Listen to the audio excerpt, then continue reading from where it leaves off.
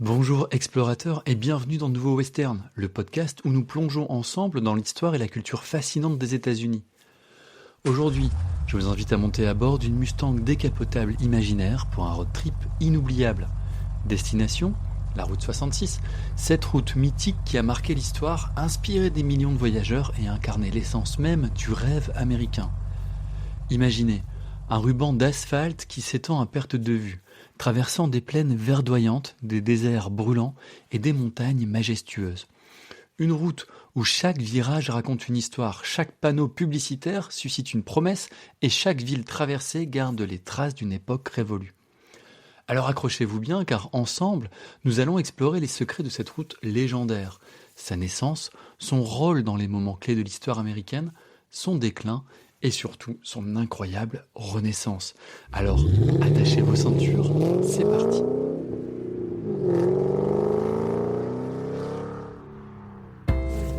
Bienvenue dans Nouveau Western, le podcast qui vous emmène au cœur de l'histoire fascinante des États-Unis d'Amérique.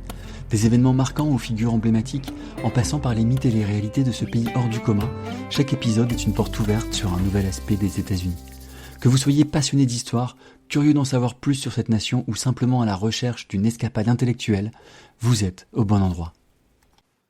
Pour comprendre la magie de la route 66, il faut revenir à une époque où les États-Unis étaient en pleine transformation.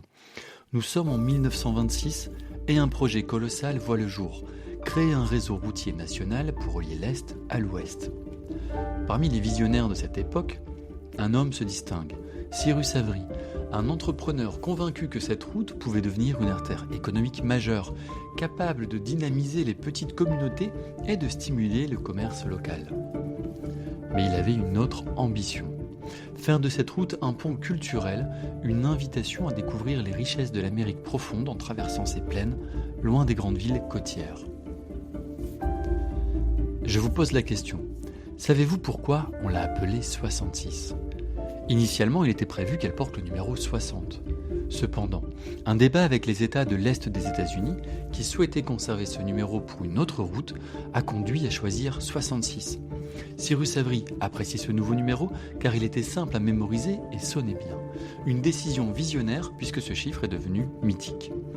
La route 66 s'étendait sur 3940 km, reliant Chicago dans l'Illinois à Santa Monica en Californie et traversant 8 États.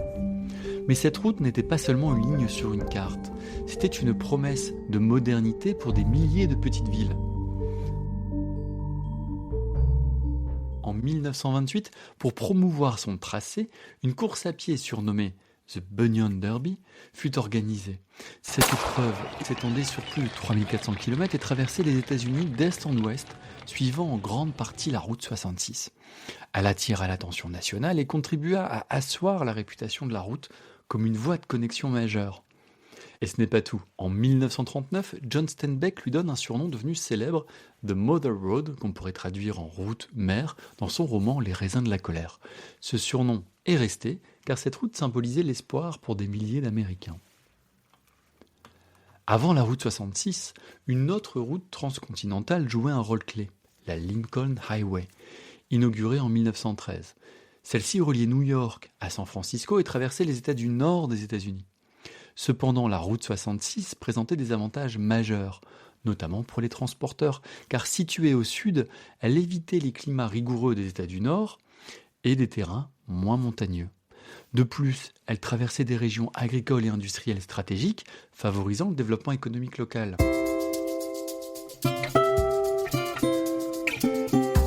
Nous sommes maintenant dans les années 30. La Grande Dépression frappe durement l'Amérique. De plus, dans les plaines du centre des États-Unis, des tempêtes de poussière, surnommées les Dust Bowl, détruisent les cultures. Les fermiers, ruinés, chargent leurs familles et leurs maigres possessions dans des camionnettes et prennent la route vers l'ouest. La route 66 devient alors un véritable couloir de survie. Elle relie les Dust Bowl aux promesses de la Californie où des panneaux annoncent « Des terres fertiles vous attendent ». Après la Seconde Guerre mondiale, l'Amérique connaît une période d'euphorie économique. Imaginez, en 1920, c'était d'environ 8 millions de voitures qui circulaient aux États-Unis. 30 ans plus tard, c'est plus de 50 millions. Les familles s'achètent des voitures et prennent la route, non plus par nécessité, mais par plaisir. La route 66 devient alors l'itinéraire touristique par excellence. Les motels aux néons scintillants, les diners au style rétro et les stations-service extravagantes fleurissent. Cette route est désormais un lieu de vie, de rencontres et surtout de découvertes. Des films ou encore la série télévisée Route 66, diffusée dans les années 60, qui raconte les aventures de deux jeunes hommes parcourant la route dans une corvette, popularise encore davantage cette route comme un symbole de liberté. La chanson Route 66 de Nat King Cole, sortie en 1946, est un autre hommage emblématique, immortalisant l'esprit de cette route mythique dans l'imaginaire collectif. Mais comme dans toute grande histoire, il y a des moments sombres. Dans les années 60, les autoroutes modernes, les interstates apparaissent, plus rapides et plus directes. Peu à peu, les voyageurs abandonnent la route 66. En 1985, après des décennies de déclin, la route est officiellement déclassifiée. Beaucoup de petites villes le long du tracé tombent dans l'oubli et les enseignes lumineuses s'éteignent une à une. Et pourtant, la route 66 refuse de mourir. Des passionnés, des artistes et des voyageurs nostalgiques se mobilisent pour restaurer ce trésor national. Aujourd'hui, cette route est un lieu de pèlerinage pour des milliers de touristes venus du monde entier. Certains viennent pour voir les paysages, d'autres pour retrouver un morceau d'Amérique figé dans le temps. On pourrait parler de deux sites incontournables, par exemple, du Cadillac Ranch au Texas, une œuvre d'art en plein air où des Cadillacs plantés dans le sol sont couverts de graffitis laissés par les visiteurs, et le Wigwam Hotel en Arizona, où vous pouvez dormir dans des chambres en forme de tipi pour une expérience 100% rétro. Comment oublier le rôle de cette route dans la culture populaire ? Le film Cars de Pixar, par exemple, est un hommage direct à la route 66 et à son impact sur les petites communautés rurales. On peut aussi parler du film Bagdad Café, tourné dans un lieu emblématique le long de la route 66, qui a renforcé son statut de lieu mythique dans l'imaginaire collectif. Et plus récemment, le film Asteroid City de Wes Anderson, qui reprend la ville Meteor City en Arizona, située, je vous le donne en mille, au bord de la route 66. Compagnons de voyage, explorateurs, la route 66 n'est pas seulement une route, elle est une leçon d'histoire, un symbole de résilience et un témoin de l'évolution de l'Amérique. Aujourd'hui, elle nous rappelle que, même dans le déclin, il y a de l'espoir pour un renouveau. Alors, rêvez-vous d'emprunter cette route un jour ? Peut-être que ce sera à bord d'une moto, d'une voiture vintage, ou pourquoi pas en stop ?